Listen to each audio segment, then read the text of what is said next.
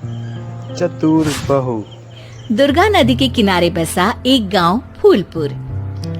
गांव में कुछ 100-150 लोग रहते थे। अंजलि, जो कि पास ही के जिले में रहती थी और 12वीं पास कर चुकी थी, उसके पिताजी ने बेटी को जल्दी विदा करने के लिए उसकी शादी फूलपुर गांव के मुकेश से करवा दी थी। मुकेश कभी स्कूल नहीं गया था और इस कारण वो पढ़ा लिखा नहीं था और बाकी गांव वालों की हालत भी मुकेश जैसी ही थी।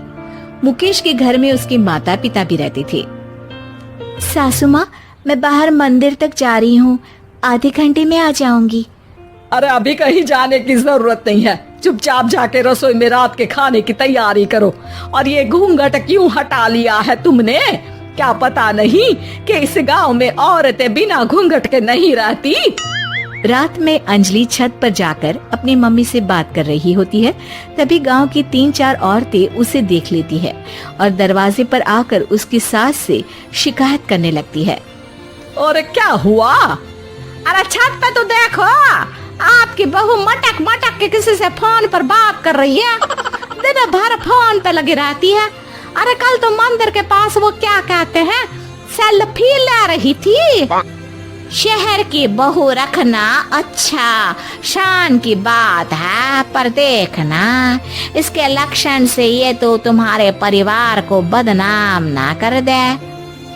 ये पहली बार नहीं था जब सास से गांव के लोगों ने अंजलि की बुराई या शिकायत नहीं की हो। अब तो ये रोज की बात थी। अंजलि ये सब सुन लेती है। जब वो नीचे जाती है तो मुकेश भी वहाँ आ जाता है। सास कहती है, बेटा, लोग घर आकर शिकायत करने लगे हैं बहू के कामों की। देख लो, पति हो, संयम से रखो इसे। माँ जी, मैं तो अपनी माँ से बात कर रही थी क्योंकि यहाँ कोई बात करने लायक ही नहीं है और अब मैं माँ के पास ही रहूंगी। वहाँ क्या रहना, वहाँ बाहर के लोग तो ठीक है पर घर के लोग भी इज्जत ना दे सके।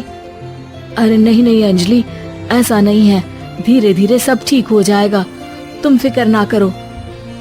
अरे बस कुछ बोलना ही नहीं है, सर पे चढ़ा रखा है बहू को। सास मुकेश की नरम बात सुन के वहाँ से मुंह चढ़ाकर चली जाती है। मैं तो कहती हूँ हम दोनों शहर चले जाते हैं। मैं पढ़ी लिखी हूँ, मुझे वहाँ नौकरी भी मिल जाएगी और थोड़े दिनों में आप भी वहाँ कुछ काम ढूंढ लेना।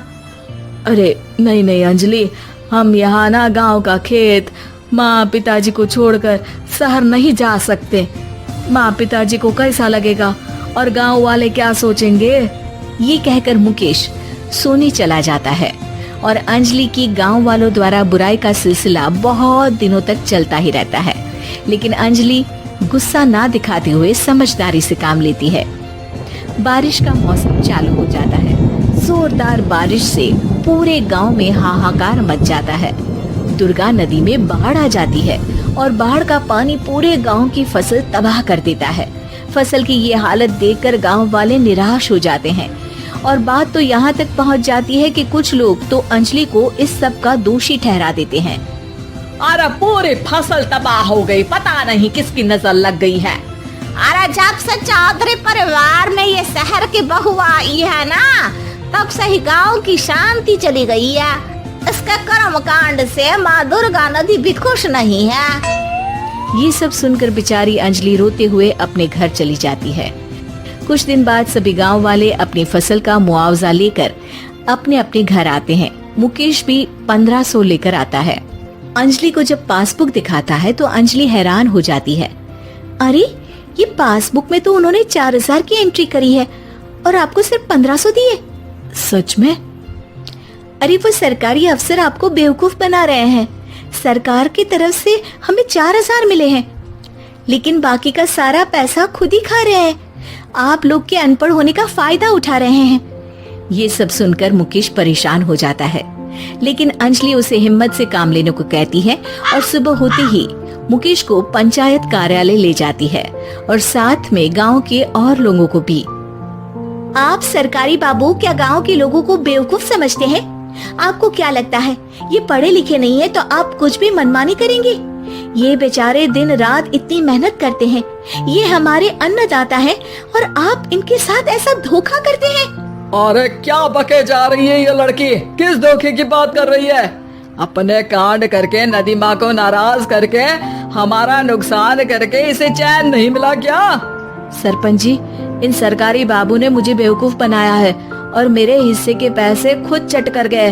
बस ये सुनते ही सरपंच वहाँ से दुम दबाकर भाग जाता है। पता चलता है कि जनपद अधिकारियों ने गांव के सरपंच के साथ मिलकर सबके साथ धोखा किया है। सब लोगों का विरोध शुरू हो जाता है और आखिर में अधिकारी सब गांव वालों के हिस्सों के बचे हुए पैसे उन्हें लौटा देते हैं और कई दिन तक सरपंच गांव में लौटता ही नहीं। अंजलि, तुम नहीं होती तो हम गांव वालों को तो पता ही नहीं चलता कि ये हमें हर बार बेवकूफ बनाते हैं। हाँ हाँ अंजलि बेटी, हमें माफ कर दो। हम सब तुम्हें बुरा भला कहते रहे, लेकिन तुमने ही आज हमें बेवकूफ बनाने से बचाया है। हमें तुम पर गर्व है बेटी। अब समझ आया कि सरपंच तुमसे नहीं, तुम्हारे पढ़े लिखे होने से नफरत करता था। क्यों ना इस बार हम अंजलि को ही सरपंच पद के लिए चुन ले? क्या कहते हो गांव वालों? पढ़ी लिखी सरपंच। बस पूरा गांव अंजलि के लिए ताली बजाता है और अंजलि की सास उसे खुशी से गले लगा लेती है।